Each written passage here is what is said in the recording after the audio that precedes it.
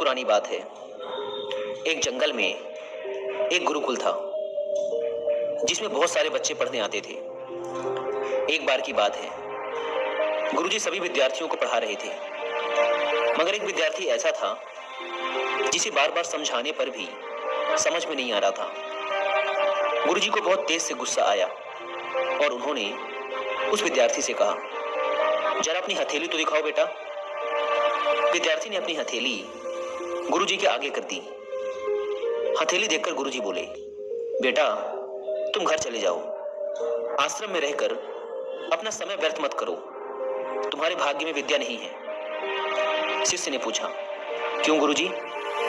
गुरुजी ने कहा, तुम्हारे हाथ में विद्या की रेखा नहीं है। गुरुजी ने एक दूसरे होशियार विद्यार्थी की हथेली उसे दिखाते हुए कहा, यह देखो, यह है विद्या की रेखा, यह तुम्हारे हाथ में नहीं है, इसलिए तुम समय नष्ट ना करो, घर चले जाओ और वहां अपना कोई और काम देखो। यह सुनने के बाद उस विद्यार्थी ने अपनी जेब से एक चाकू निकाला, जिसका प्रयोग वह रोज सुबह अपने दातून काटने के लिए किया करता था। उस चाकू की पैनी नोक से उसने अपने हाथ में एक गहरी लकीर बना दी। हाथ लहूलुहान हो गया। तब वह गुरुजी से बोला, मैंने अपने हाथ में विद्या की रेखा बना ली है गुरुजी।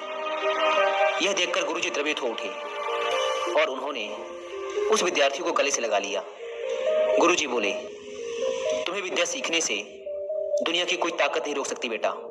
दृढ़ निश्चय और परिश्रम हाथ की रेखाओं को भी बदल देते हैं। दोस्तों, क्या आप जानते हैं विद्यार्थी कौन था? वह विद्यार्थी आगे चलकर महर्षि पणिनि के नाम से प्रसिद्ध हुआ, जिसने विश्व प्रसिद्ध व्याकरण अष्टाध्यायी की रचना की है।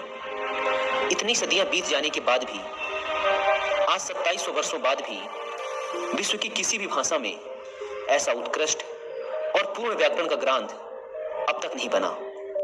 तो दोस्तों, इस कहानी की शिक्षा यह है कि लोग चाहे जो भी बोलें, हम हर एक को गलत साबित करते हुए अपनी लगन और परिश्रम के दम पर जो चाहें वो सब कुछ हासिल कर सकते हैं।